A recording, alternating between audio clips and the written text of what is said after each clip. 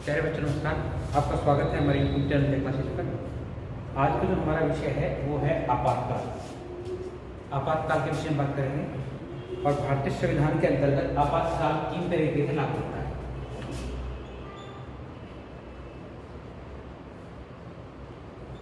आपातकाल जो है वो 3 तरीके से लागू किया जा सकता है। एक है राष्ट्रीय आपातकाल,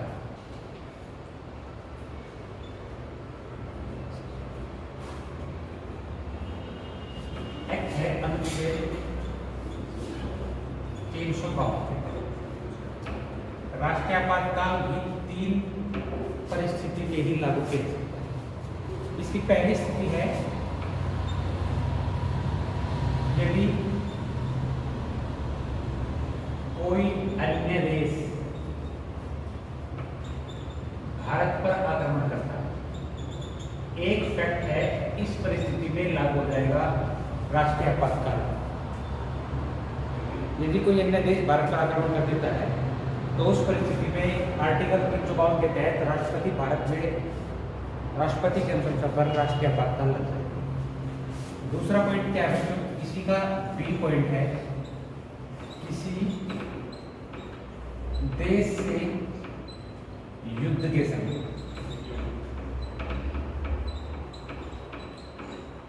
ये दूसरा, अगर हमारा किसी अन्य देश के साथ युद्ध हो जाता है किसी परिस्थिति में, तो उस समय भी राष्ट्रीय आपातकाल लग जाएगा राष्ट्रपति के अनुशंसा पर। पहली बार चीन युद्ध में, चीन युद्ध के समय लगा था 1962 में। इसका एग्जाम्पल है, इसके आधार पर आप समझ सकते हैं।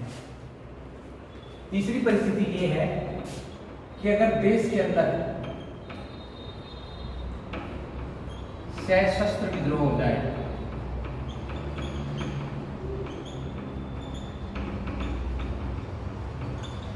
तब भी अनुच्छेद 352 के तहत राष्ट्रपति की अनुशंसा पर भारत में राष्ट्रीय आपातकाल लग सकता है। ये 3 फैक्ट है राष्ट्रीय आपातकाल लगने के। तीसरा जो फैक्ट है वो ये कह रहा है कि अगर भारत में कुछ लोग अथवा एक जनसमूह हथियारों के साथ विद्रोह कर देते हैं तो इस परिस्थिति में भी राष्ट्रीय आपातकाल लागू हो जाएगा। 3 स्थिति बनी होती है, ठीक है। जो 44वां संविधान संशोधन ये कहता है, 44वां संविधान संशोधन ये कहता है कि राष्ट्रीय आपातकाल संपूर्ण देश में अथवा देश के किसी एक विशेष हिस्से में लग सकता है। समझ में आई बात? 1962 का मैंने एग्जाम्पल दिखाया कि लगा था संपूर्ण देश में भारी आक्रमण। लेकिन अगर सशस्त्र विद्रोह होता है तो ये 44वें अमेंडमेंट में इस कंडीशन को स्पेशली इम्पोज करके डाला गया है कि ये संपूर्ण देश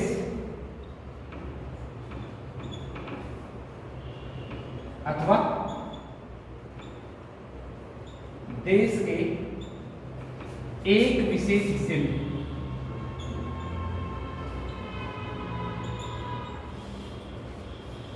लग सकता है। फैक्ट समझिए, अगर सशस्त्र विद्रोह किसी एक ही हिस्से में हो रहा है, देश के किसी एक ही भाग में हो रहा है, तो हमें संपूर्ण देश में लगाने की क्या आवश्यकता है? तो उस परिस्थिति में हम देश के एक हिस्से में लगाकर इसे और लागू कर सकते हैं। 44वां संविधान संशोधन इस बात को समर्थन करता है। जैसे ही ये लगेगा, जैसे ही राष्ट्रपति शासन लगेगा, उस परिस्थिति में जो संसद है वो निलंबित हो जाएगी।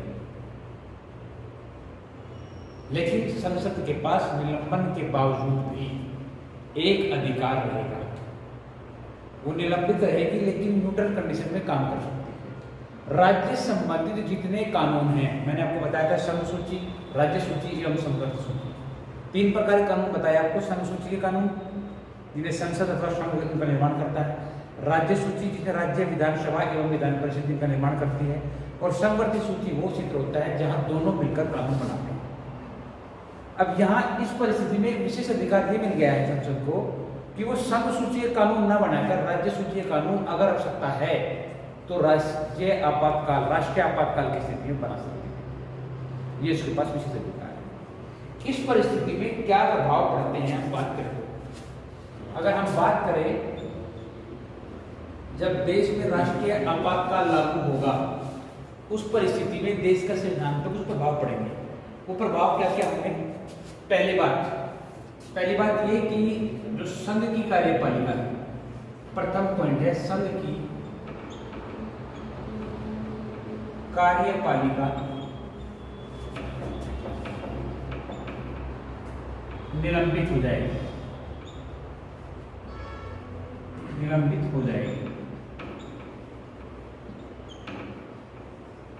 माने संविधान का स्वरूप बदल जाएगा। आप जानते हैं कि हमारा संविधान कैसा है? संघीय है। इस परिस्थिति में संघीय संविधान बन जाएगा एकात्मक संविधान।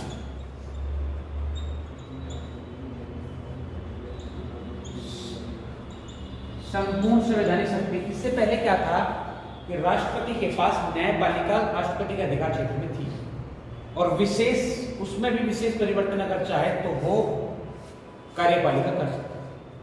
अब सारी की सारी कार्यपालिका राष्ट्रपति के अंडर चली जाएगी, राष्ट्रपति के अधिकार क्षेत्र में चली जाएगी।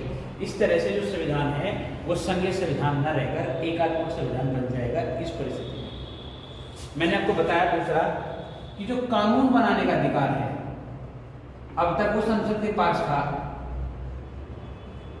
कानून बनाने का अधिकार क्षेत्र, नंबर 2, अधिकार क्षेत्र सीमित हो जाएगा। कैसे हो जाएगा?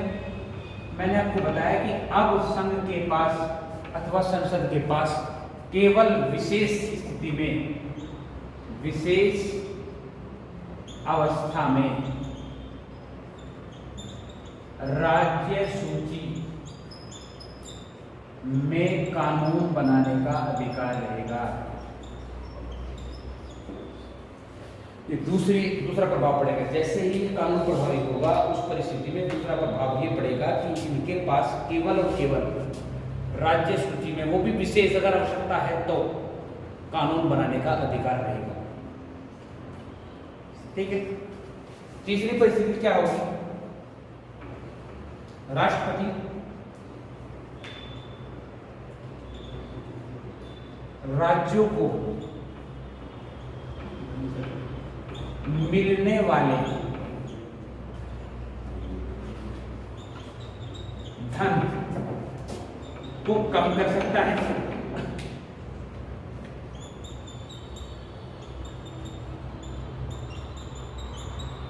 अथवा पूर्णतः समाप्त भी कर सकता है।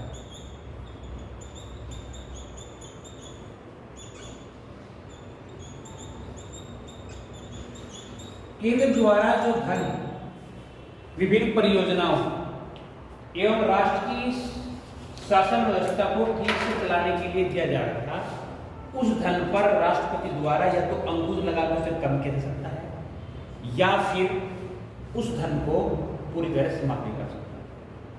ठीक है। जैसे ही राष्ट्रपति शासन लागू होगा तो जो कार्यपालिका है इसकी वाला विधानसभा माने प्रधानमंत्री और उसकी मंत्रिपरिषद, वो न्यूट्रल हो जाएगा, वो निलंबित हो जाएगा। निलंबन ना कह के कहो कि वो न्यूट्रल हो जाएगा। तो होगा क्या कि उसका कार्यकाल उस टाइम पीरियड में चल रहा था। अब जब तक आपातकाल लगा उसका कार्यकाल प्रभावित हो गया तो उसके कार्यकाल को बढ़ाया जा सकता है, यानी वो रहेगी पर पावर में नहीं। पावर में राष्ट्रपति है तो ऐसी परिस्थिति में आपातकाल लगने पर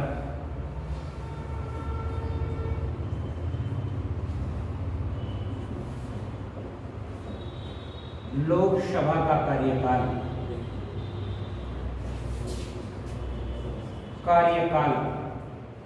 एक बार में 1 वर्ष के लिए बढ़ा जा सकता है।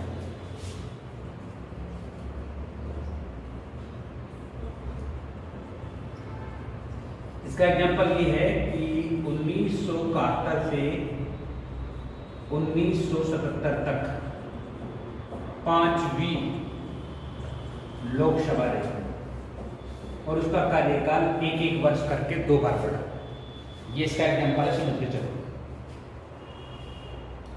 मैंने बताया राष्ट्रपति द्वारा आपातकाल लगने की परिस्थिति में लोकसभा के कार्यकाल को एक वर्ष बढ़ाया जा सकता है।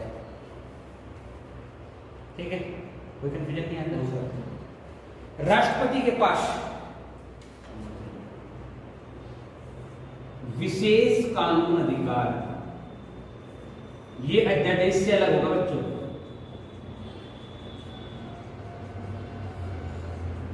अगर राष्ट्रपति अनिवार्य समझे, जरूरी समझे, तो इस परिस्थिति में राष्ट्रीय आपातकाल के समय विशेष कानून बना सकता है। लेकिन जैसे ही लोकसभा शुरू होगी, इस कानून को 30 दिन के अंदर संसद द्वारा मान्यता मिलनी अनिवार्य है। अगर लोकसभा उस समय कार्य में है तो 30 दिन के अंदर अनिवार्य है उस कानून को स्वीकृति मिलेगी।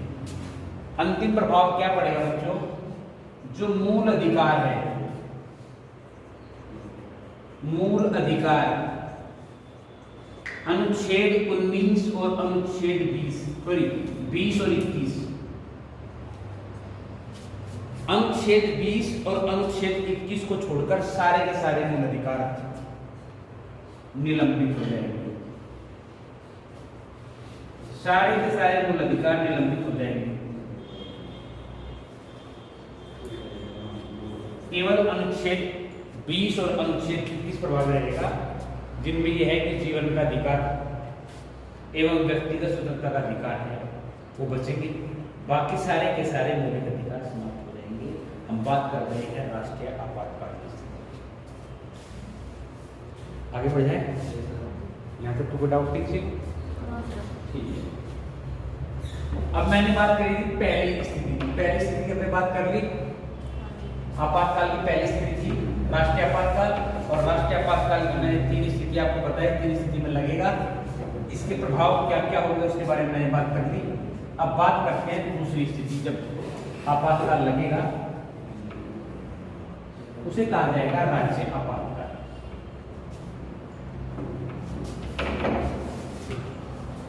नंबर 2, राज्य आपातकाल।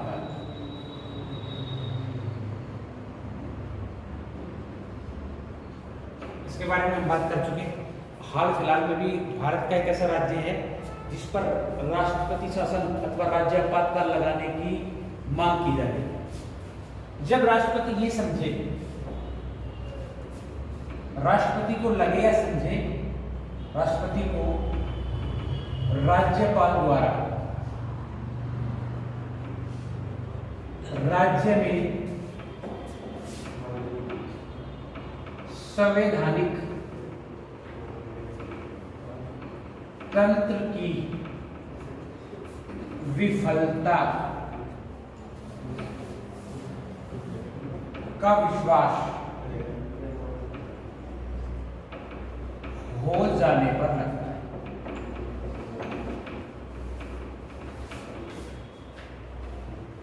जब राष्ट्रपति को यह लगे कि किसी भी राज्य में संवैधानिक तंत्र विफल हो गया, तो उस परिस्थिति में राष्ट्रपति अनुच्छेद 352 के तहत, 356 के तहत, अनुच्छेद है हमारा 356, अनुच्छेद 356 के तहत राज्य आपातकाल सबसे पहली बात है संजाप लेना। ठीक है। राष्ट्रपति की अनुशंसा पर प्रारंभ में 2 माह के लिए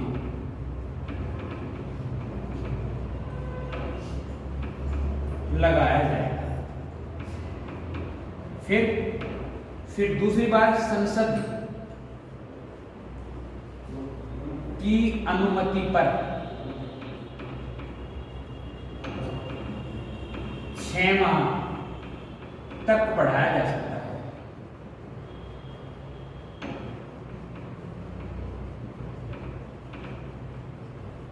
और क्या हो सकता है बच्चों? और ये हो सकता है कि इसका अधिकतम जो लगने का समय है वो अधिकतम 3 वर्ष।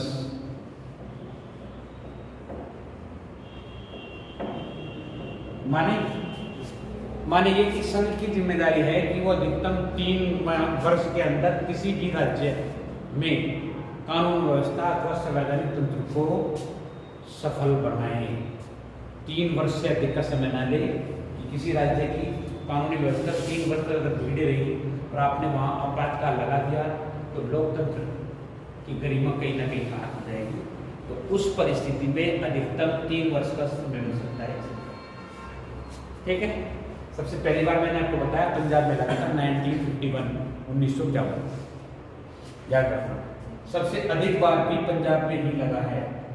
अब चलते हैं तीसरा बिंदु। 2 पॉइंट हो गया आपातकाल के। अब तीसरा चलते हैं अनुच्छेद 360 360।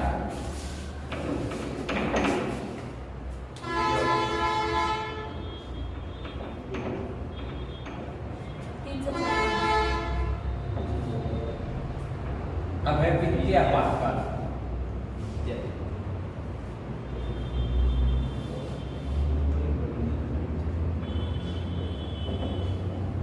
अनुच्छेद 360। अच्छा, ये उस परिस्थिति में प्रयोग किया जाएगा जब देश में वित्तीय संकट उत्पन्न हो जाए। नहीं, कोरोना वित्तीय संकट नहीं है। वित्तीय संकट वो होगा जब देश का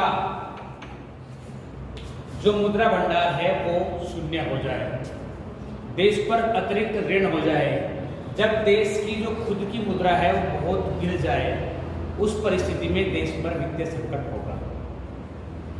भारत में आज तक एक बार भी वित्तीय आपातकाल नहीं लगा।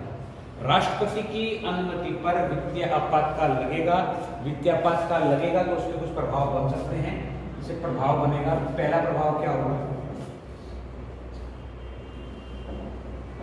केंद्र के अधीन सभी वित्तीय एवं विकास योजनाएं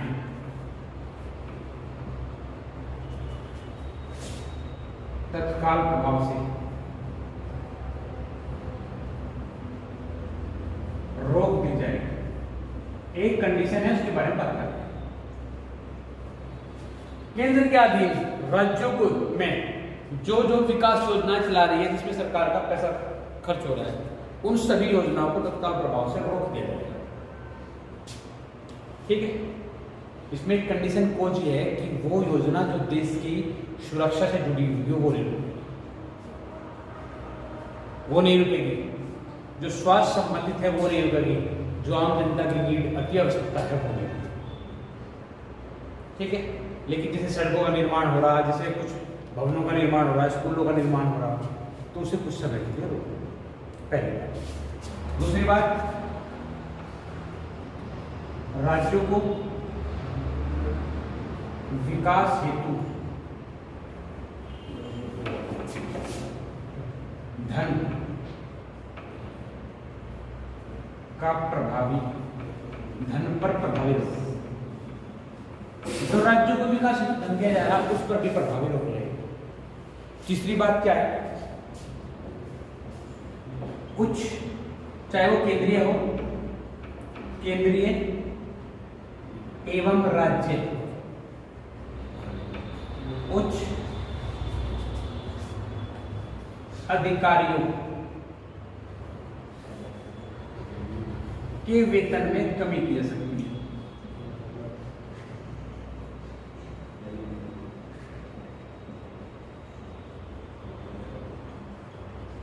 ये भी होगा। जब वित्तीय आपातकाल आएगा, धन समाप्त हो जाएगा, तो जितने भी बड़े बड़े अधिकारी है उनके धन में, उनको मिलने वाले वेतन में कमी करी जा सकती है एक सीमा। ठीक है, इससे पहले आपने पढ़ा इसकी भी लिमिट है कितने समय तक लग सकता है, इसकी भी लिमिट है कितने समय तक लग सकता है। अब इसके लिए देखेंगे, ये विशेष है, इसमें अगर ये लग गया तो इसकी कोई समय सीमा नहीं। हाँ, लेकिन जो इसको लगा रहा है वो इसको हटा नहीं सकता है। ये राष्ट्रपति की अनुशंसा पर ही लगता है और राष्ट्रपति द्वारा किसी भी समय हटाया जाता है। भारत में आज तक कभी भी ऐसा बुरा समय भारत को नहीं देखना पड़ा। हमारे पड़ोसी देश में जैसे वित्तीय संकट अभी आ रहे हैं, पाकिस्तान में। ऐसे वित्तीय स्थिति हमें नहीं देखनी पड़ी और हाल फिलहाल की स्थिति से भी लग रहा है कि हम निरंतर प्रोग्रेस की ओर है। तो हमें ऐसे दिन देखने नहीं पड़ेंगे कि भारत में कभी 360 का अपना प्रयोग करेगा, भारत सरकार इसका प्रयोग करेगी। तो ये 3 मैंने आपको आपातकाल के 3 अनुच्छेद पढ़ा है, अनुच्छेद 352, 56 और 60। किसी का यहाँ तक कोई डाउट तो बताओ, बात करते हैं भाषा, राजभाषा। ठीक है,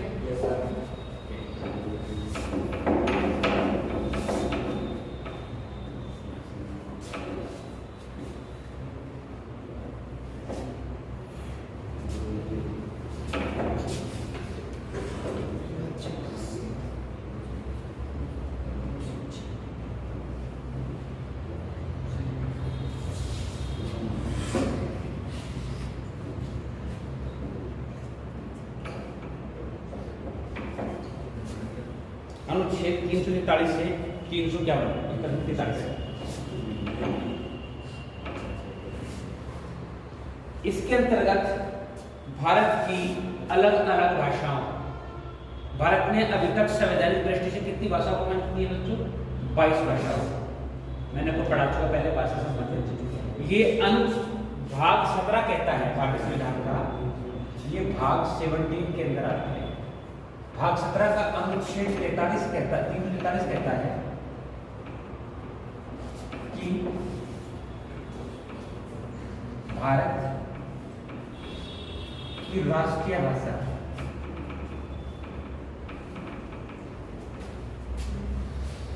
ध्यान रखें कि भारत की कोई राष्ट्रीय भाषा नहीं है, इसे राजभाषा कहो। भारत की राजभाषा, राष्ट्रभाषा भारत की राजभाषा हिंदी। राष्ट्रीय भाषा नहीं, मैं फिर कह रहा हूं, राजभाषा हिंदी एवं लिपि देवनागरी है।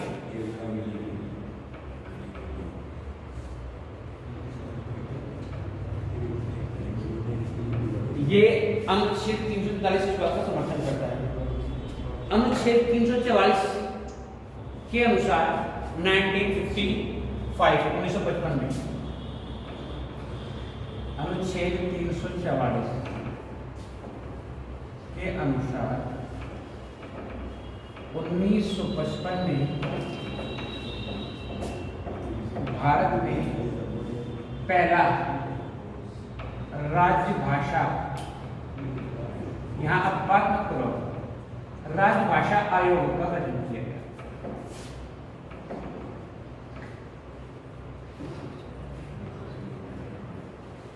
एक्सेप्टेड क्वेश्चन है, आपसे पूछ सकता है। अनुच्छेद 344 के अनुसार 1955 में पहली बार अध्यक्ष थे श्री B.G. खरे। अगर आप इसके अध्यक्ष भी लिखना चाहोगे, इस आयोग के अध्यक्ष थे श्री B.G. खरे। 2 सवाल बनते हैं। एक आपसे पूछ सकता है कि भारत का पहला राजभाषा आयोग कब बना, किस अनुच्छेद के तहत बना, दोनों बात। और आपसे पूछ सकता है भारत में अब तक कितनी भाषाओं को राजभाषा का दर्जा मिला हुआ है। तो अब तक कुल 22 भाषाएं जिन्हें राजभाषा का दर्जा कहां से आ रही है? आवाज कहां से आ रही है? कौन है जो इस तरह लिख के बात कर रहा है?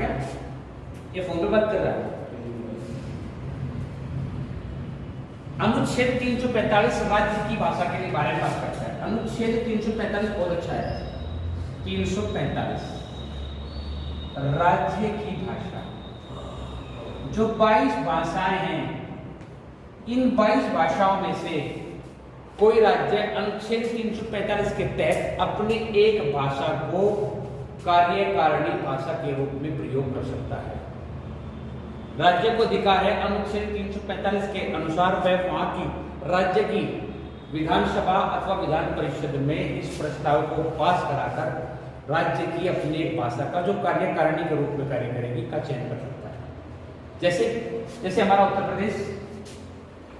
प्रदेश की कौन कौन सी है भाई? 2 है, हिंदी एवं उर्दू।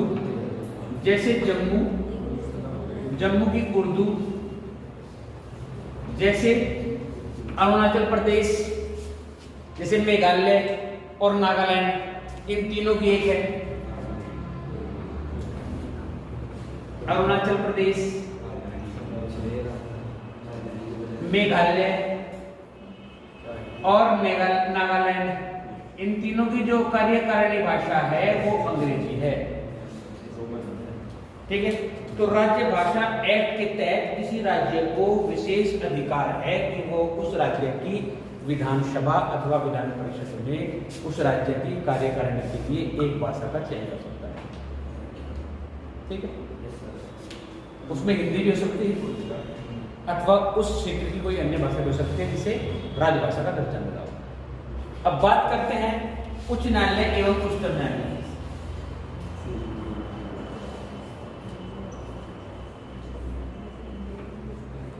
एवं उच्चतम न्यायालय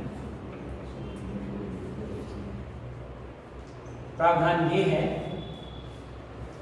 कि जब तक संसद द्वारा कोई विशेष प्रावधान अथवा संशोधन पास न किया जाए तब तक उस न्यायालय एवं उच्चतम न्यायालय में अंग्रेजी भाषा को ही कार्यकारिणी एवं भाषाई प्रयोग के रूप में प्रयोग किया जाएगा।